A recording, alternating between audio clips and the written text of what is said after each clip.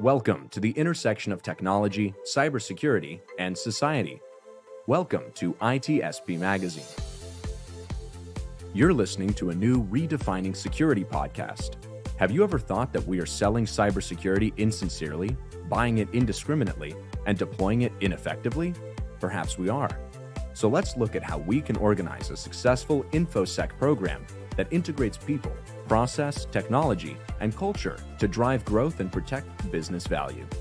Knowledge is power, now more than ever. Hello, this is Sean Martin. You're very welcome to a new Redefining Cybersecurity podcast here on ITSP Magazine, where I hopefully do a decent job helping people understand the role of cybersecurity in business and how to operationalize technology and processes to make for a successful team and successful outcome for the programs, security, privacy, and otherwise. And of course, I don't know anything. I'm just the host here, and I always find amazing people to have incredible conversations with, and that's no different today. I have Deb, Blyth, and Merlin Namuth with me, who both have been on the show different times, I think, maybe together at one point, I can't remember, but it's great to have you both back. Thanks for having us. Yeah, thanks, Sean. And today's topic, speaking cyber to the board more specifically. And it's a conversation inspired by Merlin. Happens to be a prolific writer and has many opinions and thoughts, sometimes has the opportunity, I should say, to share them. And he did so in a LinkedIn post, which caught my attention. And I was looking for an opportunity to chat with Merlin, and that popped up, and I said, let's do it. And Merlin was kind enough to bring Debbi to the conversation, who has a lot of experience in commercial and public sectors. And I'm excited for the insights from both of you. Quickly, a few words from each of you, your current role, previous roles, why this topic of speaking cyber to the board is important. Deb, I'll start with you. Sure. So Debbi Blyth, I was the CISO for the state of Colorado for 7 years prior to joining CrowdStrike, and I am an executive strategist with CrowdStrike, and I talk with public sector, mainly executives, and help them with security strategy. Prior to working for the state for 7 years, I was CISO for 2 different multinational companies, and lots of experience talking to the board. And I think this is just a fantastic topic, because one of the things that I think about when thinking about talking to the board is the fact that we're often asking for funding. So it's super critical that CISOs know how to approach this conversation appropriately. Nice. And Merlin. Yeah, Merlin Namuth. I am currently CISO for a fintech company called Repay. This is my 5th security program I've run in my career, the second with the CISO title. My first security program that I built from scratch, I actually had the senior systems engineer title. So this was like way back in the day, and creating password policies and things like that from scratch. Yeah, I come from a really strong technical background. I've been an architect and engineer, incident responder, and I've been a leader for the last several years. And I have to, before we get into the article, were you speaking to the board? Was there a board at that very first program that you built? No, there was not a board then in the first one. But it is yet another skill that CISOs have to I guess possess, is to, be able to know how to speak to different audiences, whether it's to the board, to your peers, to individual contributors in your organization. And so what inspired me to write this post on LinkedIn was, I read a lot of articles about, here's how you're supposed to present to the board. This is the easy button. This is how you present to the board, and the recipe for that. And what I'm finding is that I think a lot of those lack just some basic a basic concept that I learned in like English 101 in college of like, first you have to know your audience, because a lot of the language that I see, or the advice that people give, is that the board doesn't want you to dive into very deep into technical, or you just like avoid technical discussions altogether. And that isn't always the case. I've presented to boards that are very technical, and they want to know, like, to a pretty detailed level of what I'm doing in the security program. And I've also presented to boards that were mostly made up of CEOs, and they didn't want to dive into the technical stuff because that was beyond their understanding. They just wanted to, have high level visibility into the security program. Yeah, and I'm wondering if not or just ruling out speaking technical might do a disservice to that conversation if they're expecting it, or perhaps even want to learn a bit more. So they may not know. And if I know we always talk about translating cyber to business and focus on the business, ignore the technical, kind of what you're saying there, Merlin. Mm-hmm. But I think there's some middle ground probably to cross-translate and help each other understand each other's part of the business. And Debbie, your experience in that. Yeah, when I worked for the company I did before I joined the state, I had many opportunities to present to the board.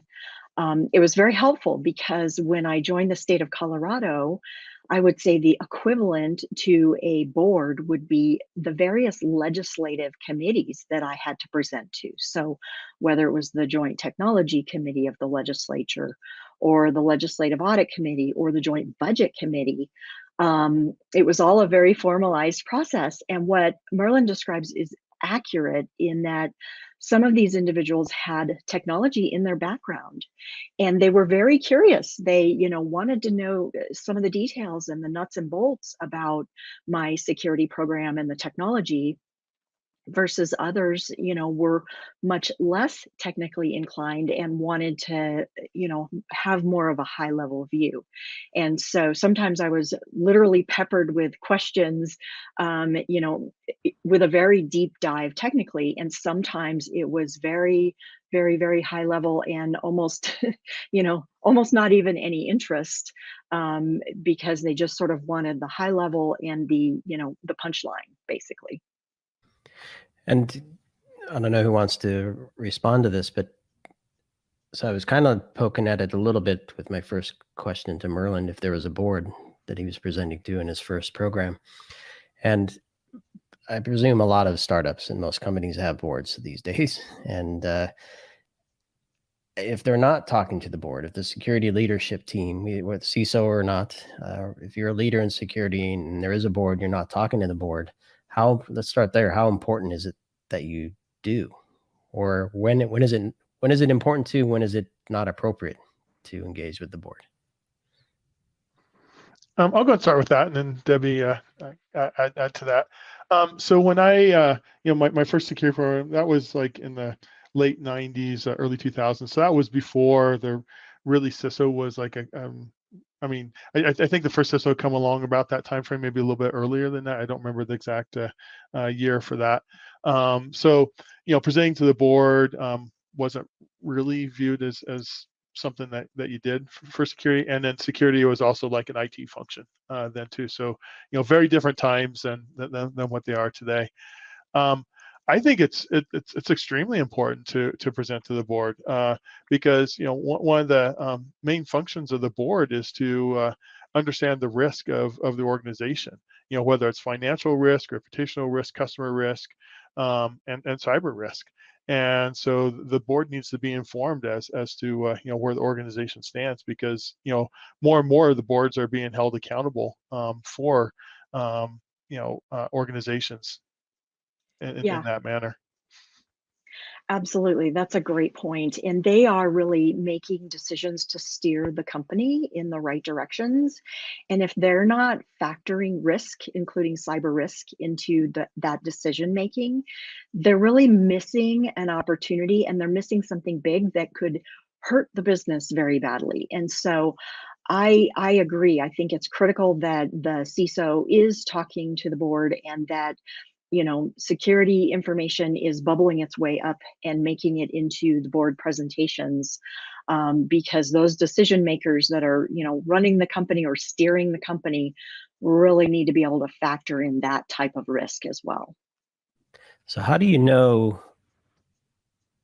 Obviously, you probably know the names of the board, whether or not you've met them or understand who they are in real life and what they care about is another thing. So how do you get that information? How do you know really who they are, what they care about, what they're going to be interested in? Kind of to your point, Merlin, knowing that audience so that you know how receptive there are to certain topics and how deep to go in others. So maybe Merlin, start with that.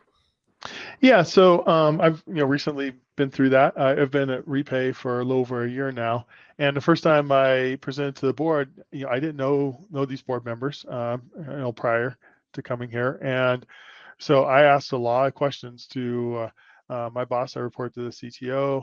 I talk, CFO, chief legal, CEO. So I would get input from these various leaders who have presented to that board, and just ask them, what is this board most interested in? What, what do they care about? And what are things I should talk about? Things that you advise I don't talk about. And so that really helped me be successful because, to Debbie's point, just talking about like how important the risk is, to the board, they need to have confidence in you as a CISO. And so first impressions do count, and they really matter. And so you really want to come out and make a good impression that first time you meet, because that's going to set the tone for subsequent meetings you have with them. Yeah. And when you have multiple boards in the form of committees where everyone's a little different and there's multiple people, and not that companies aren't political, but committees can be, right? Yes. Hyper political. So how do you get into the mix of that, Debbie? Yeah. So one of the things I like to do is I like to look up each individual on LinkedIn and kind of find out what their background is so that I can connect a little better with them, and it can help inform my examples or my illustrations, and also maybe the depth of the information that I present. And I really, I agree with Merlin. It's good to know who are the individuals. Don't just look at it as the board, but go and figure out who those individuals are and what their areas of focus and interest might be. And that really will help you to connect better with those individuals. And I liked what Merlin said too, is find folks who have presented them to them before and find out what they drilled into and what they were interested into. I think that's super important. I don't know if you can. Oh, go ahead, Merlin.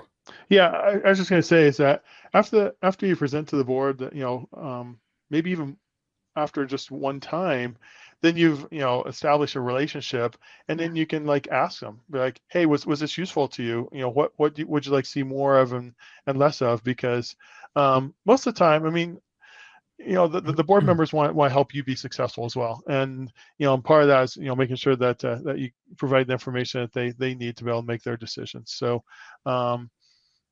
is it a balance of, because there's a bit of, we're the cybersecurity team, we know all this super cool magical stuff, right? We're going to abstract it for you because you're not smart enough to understand it. So there's that whole angle, and then there's we have to be strong and have a solid posture for the role of CISO. But then there's well, these are some pretty powerful people, so I'm a little shy. How do you navigate some of that? Maybe Debbie, if you can comment. Yeah, I think it's very important to be competent and confident, and to exude, hey, I know what I'm doing. I've done this before, but to also be humble and to be listening and to be interested in what they are concerned about. And then to, also to anticipate what their questions might be and to be prepared to answer those, to be prepared to respond to them, to be prepared to show them that what they care about, you care about. And so it's a little bit of both. It's, presenting yourself as being confident, but also being humble enough to really listen and be interested in what they're interested in as well. Well, I think also too is to don't try to hide stuff, because of course there's a right way and a wrong way of presenting stuff. You don't want to like just be very abrupt with like, we really stink, in our security approach, posture, but to like give examples of like, here's opportunities that we're looking at to improve. and Yeah. here's where we're currently at today. And I've even said it's not the position that's ideal for our company, but here's where I'm looking at going, and here's the roadmap to get there, and the time frame to get there. And so to Debbie's point, that helps instill confidence in them that you are confident and you've done this before, and you know how to get there. And Debbie, I don't know how much you can share from your current role, working with a lot of people in many different industries with many different types of boards, and I don't know if you actually get into helping them prepare to present to their board, with helping them strategize their program and whatnot.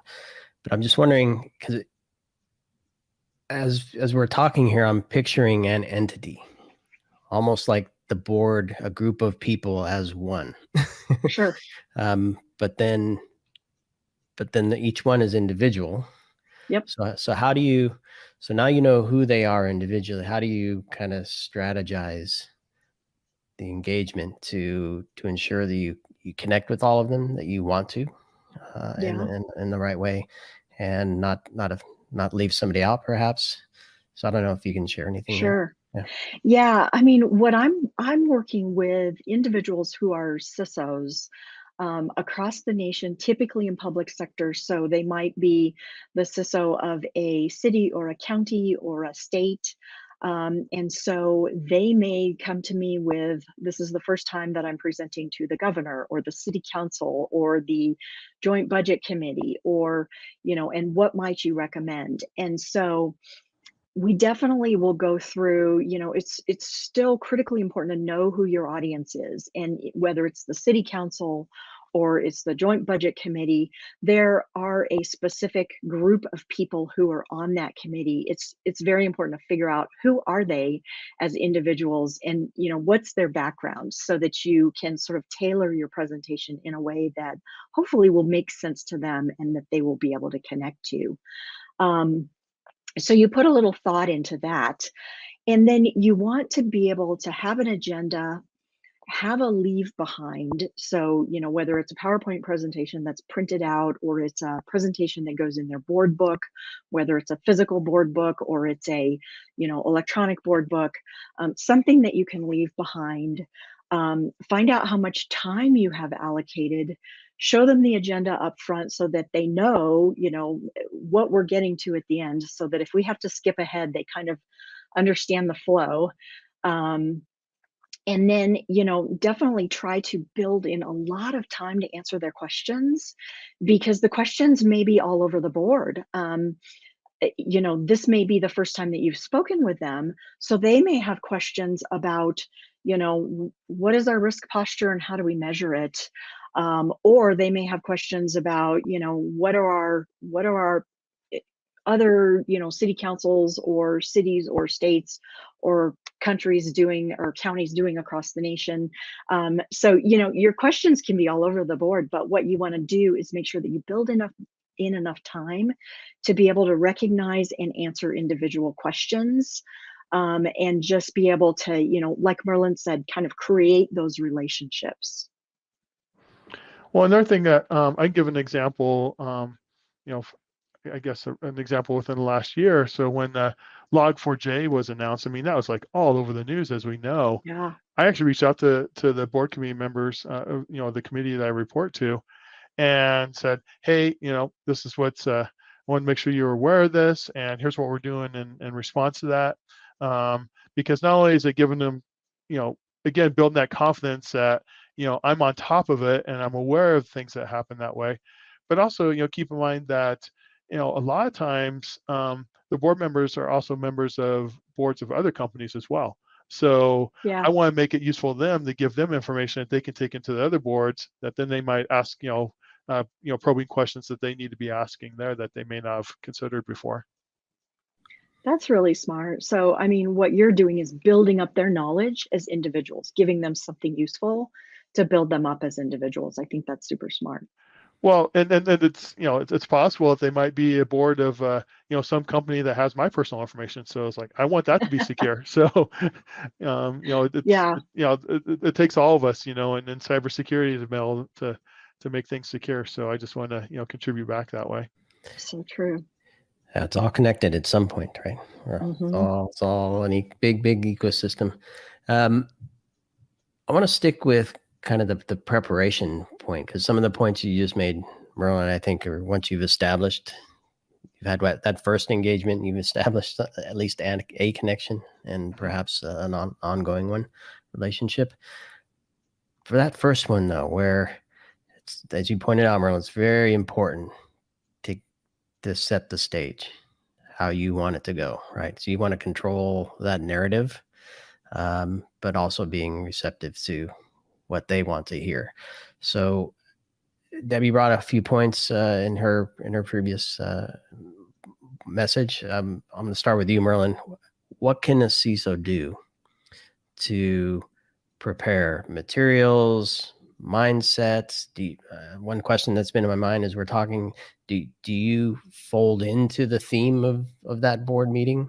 I don't know if there are themes for the board meeting, or we're talking budget, if we're talking whatever, or is it just, I have this message and I'm going to jam it in regardless of whatever else is going on? Because there may be other important things, and perhaps there's a way to piggyback on those other important things to be part of the bigger conversation. So how do our CISOs prepare for that first combo? Yeah, absolutely. And I've seen that board committees or the board as a whole will have a charter, and it will define what topics need to be covered each quarter. And so it's important to understand what that is. Now, when you come into that first meeting, depending on when it's going to happen, I mean, even if you come in at the beginning of the quarter and then you present 3 months later, you're still not going to have a full understanding of the environment. And so, you got really do a lot of information gathering so you understand what the security posture is of the organization. And that's why I report on the first, be like, hey, here's my observations, here's what I'm diving in deeper with. Here's an area that, yes, I think it's something that's really important we need to tackle, because with security, it's like, it doesn't matter what organization you're in. There's just some fundamental things that are true across every organization you need to have in place for security. One is like email security, because a lot of the significant number of the attacks come through phishing email. So is there something in place? If that's not in place, it's like, I'm seeking out funding right away, to be able to get a solution in place, protect that. So those are some of the things I'm looking for. Do we have, is it antiquated antivirus, or do we have an EDR, an MDR, XDR solution in place? Just again, just really trying to just understand, where it's at, and to start putting together a roadmap. And I present in such a way, be like, here's my initial observations, based on the understanding I have. Next quarter I'll have more time in at the organization to be able to understand, do I need to expand upon that, or were my initial observations maybe a little bit off because things were better or worse than I initially thought? Yeah. Yeah, go for it, Debbie. So one of the things that sort of occurred to me is I like to use current events to reinforce my message. So, I could use Log4j to talk about why we need to invest in our development process, in building security into the development process, for example. Or I could use that, or SolarWinds, to reinforce why I need to be investing in identity protection. And so I think it's really, it's a good idea.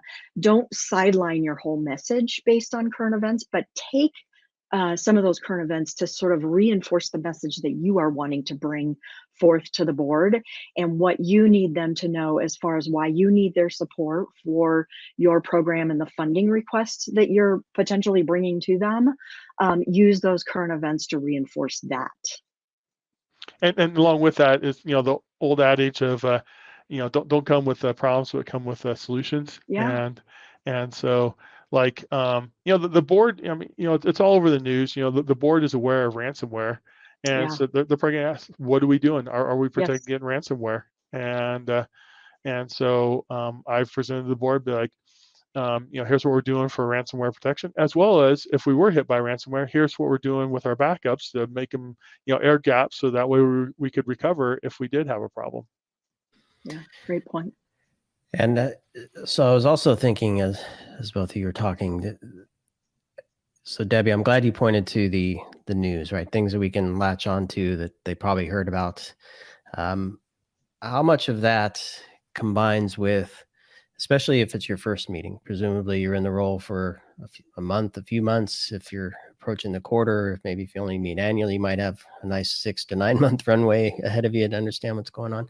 So how much of it is for this first engagement, my personal experience as a CISO, what I've seen, what I've done, mistakes I've made, things that I've accomplished, milestones I've achieved, combined with here are best practices, here are standards, here's what my peers are doing, combined with the current state of affairs within the organization. If you're early on, you may not know enough to really bring that in. So I presented 4 things.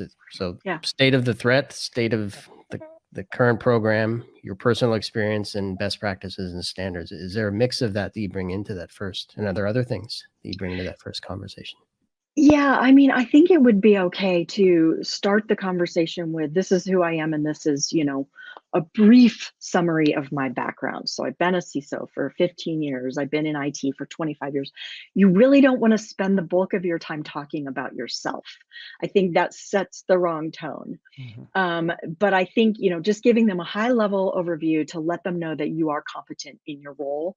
And if it makes sense, I mean, you may have already submitted a resume so that they know who you are.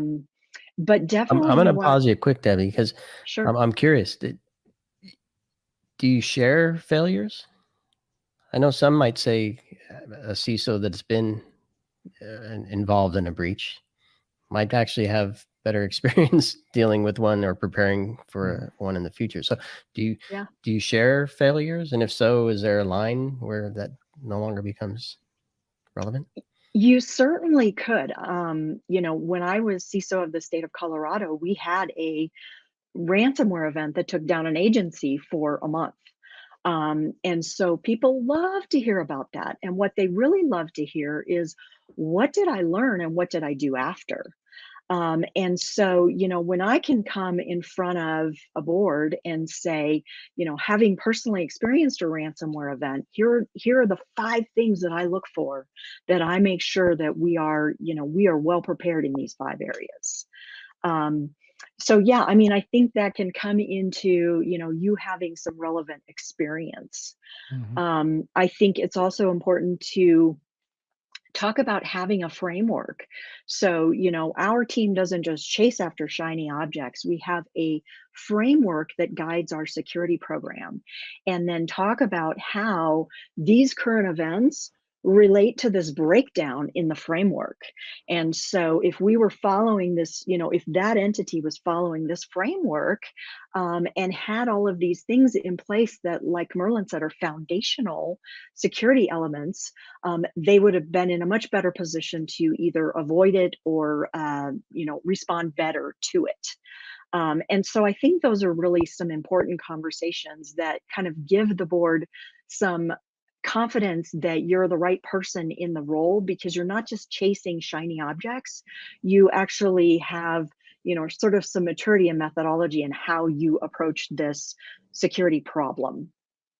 And you're amazing for bringing us back on track, even though I derailed us with my interjection there. Merlin, I'd like your thoughts on the same thing. How do you view the components of what you're presenting?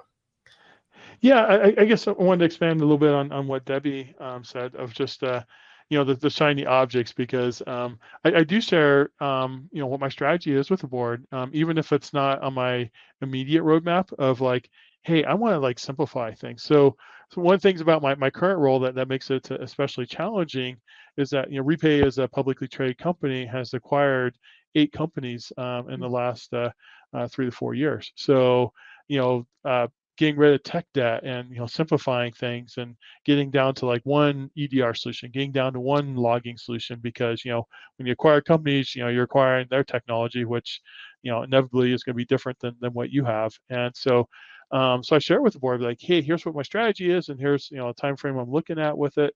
And so because especially in that instance, one of the reasons why companies acquire other companies is for cost savings and, and to get efficiencies. And so, in that instance of like, yeah, security's costing money, but I'm also like saving some money here because of consolidation of tools and processes.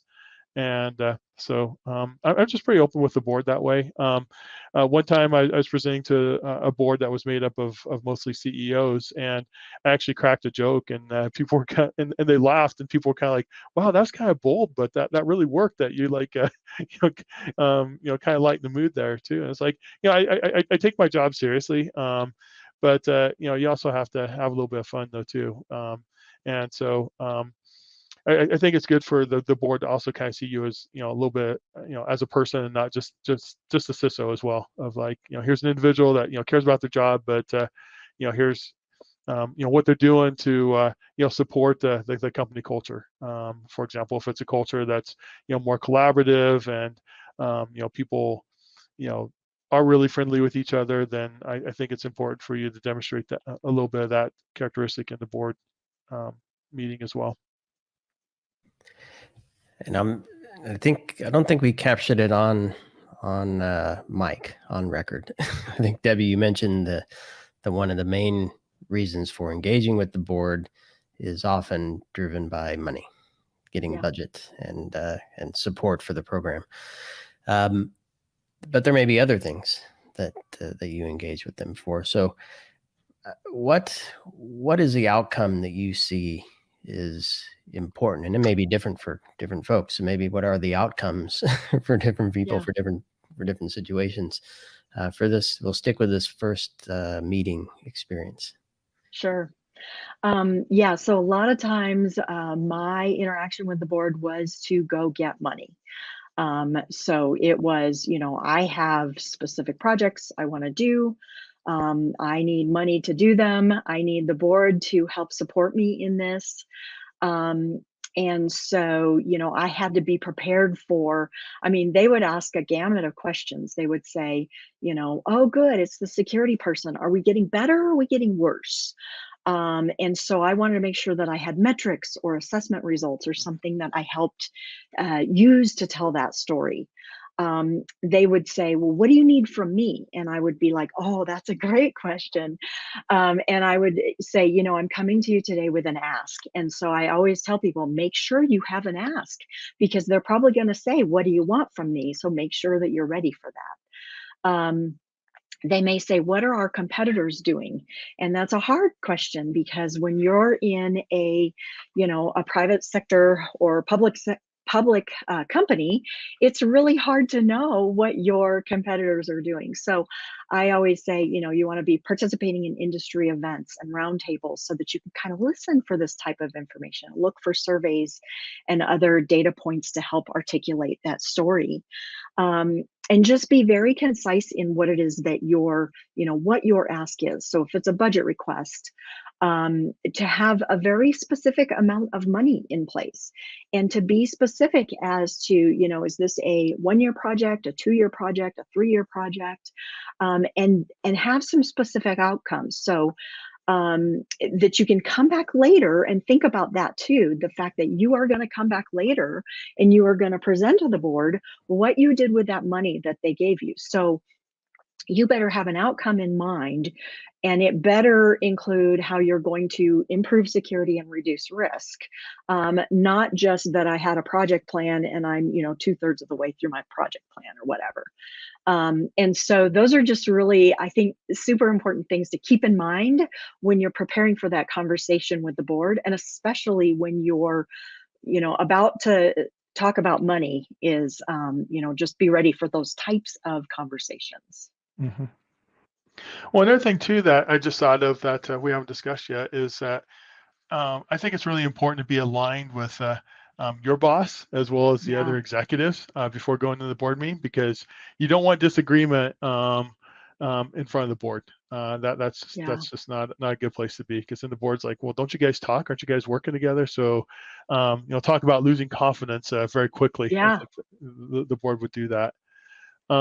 Another point I was thinking of too, Debbie, is as you were talking, is with the metrics, and that goes into the appendix of my board presentation. I don't go through that. The board members read, through the whole deck prior to the meeting. And if they have questions about anything in the appendix, they'll bring it up there.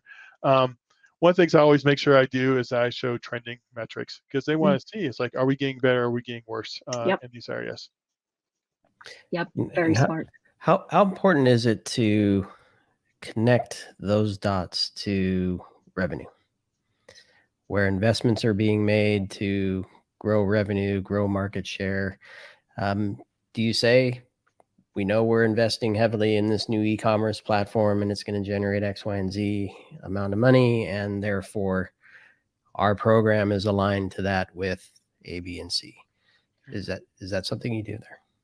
Yeah, that is a great question, because you cannot create your security strategy in a vacuum. And so it really is important to be very aligned with the business strategy. And that goes back to the point that Merlin made. You better be aligned with your peers. So you better know how the business is evolving, and you better be able to articulate how your program supports that, for sure. Nice. Well, we're coming up to the end of time here. Not all time, just this time. And what I'm thinking I'd like to hear, I don't know, maybe you can pick one or the other or both, but any pitfalls to avoid, or things that you might not expect that you must be prepared for. You mentioned some questions and things like that you might come, like things about competitors, but any pitfalls or any things you might expect that you wouldn't otherwise think of? I would say, like, when you're putting together your slide deck, is to make sure that you're bringing out, you're pointing out things that you can speak to, or you can articulate well. If it's something that you just have started investigating or don't have a lot of knowledge on yet, indicate that in the board deck that, hey, TBD, still investigating, still researching this, because if you don't, they're going to hone in on that. And again, it's about appearing confident and sounding confident, and that's not only in how you present it, but also in your board materials as well. Yeah, good points. And the other thing that I always tell folks, whether you're presenting to the board or to an executive group, a group of executives, is find out ahead of time how much time you have. Find out if there's a hard stop. So if they say you only get 15 minutes, for example, and then plan only about 8 minutes worth of content. So plan about half of that, because you may have a group of folks who are going to pepper you with questions, and you may not get all the way through your presentation. And so it's up to you. Keep track of your time. And skip to the end if you need to, or skip if you need to whatever you need to. And then if it turns out they're not chatty at all, have a few slides that are in your appendix that maybe you would love to cover more in depth if there's time, and feel free to just jump to those and cover those. But always, I would say, always plan less content. And so that you're building in plenty of time for questions, because with executives and with the board, they may ask you a gazillion questions and you may not get to everything you had hoped to present. What happened? This just came to mind. What happened if within the first minute, something you say as part of your presentation takes them back to the one they just finished because they triggered something else? Is there a way to bring them back to you easily? You look for ways to kind of take control of that conversation. So, you can say something like, hey, love it that you guys are talking about legacy infrastructure. I'd love to bring this back to security and talk about how that legacy infrastructure is impacting our security strategy. So try to make a tie, even if it's a hard left-hand turn, try to grab the conversation and steer it in the direction that you want it to go in. Well, exactly. Even if it reverts to like revenue, if their meeting that they had before was about, company performance, they're like, well, follow revenue, and you can tie in security that way. Be like, yeah, hey, we're trying to avoid a breach here that would become public that could impact revenue, and that's why these investments are important, and the projects that we're doing. Good point.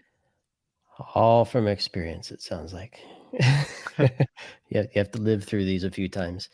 And I presume that while the players are different, it's still a meeting, right? Still a group of people, hopefully trying to accomplish the same thing and having a conversation and making decisions to move things along. So maybe not getting too head up about it. Just staying true to yourself and to what you know and know who you're talking to, as Merlin says, right? Absolutely. Love it. Well, Debbi and Merlin, thank you so much. I could talk more about this. Maybe we'll find a sliver of something else within this that we can keep talking about. But I want to thank you both for sharing your insights, and hopefully CISOs around the world pick up a few things. And as we said before we got into this, hopefully they think a bit more about how they approach their first and then subsequent board meetings. So thank you both. Yeah, thanks for having me. Thank you. And for those listening, I'll include the link to Merlin's LinkedIn post and any other resources that Debbi and Merlin want to share that they think might help with this conversation. And stay tuned for more Redefining Cybersecurity here on ITSP Magazine. Thanks, everybody.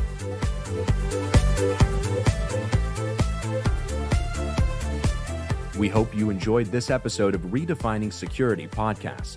If you learned something new and this podcast made you think, then share itspmagazine.com with your friends, family, and colleagues.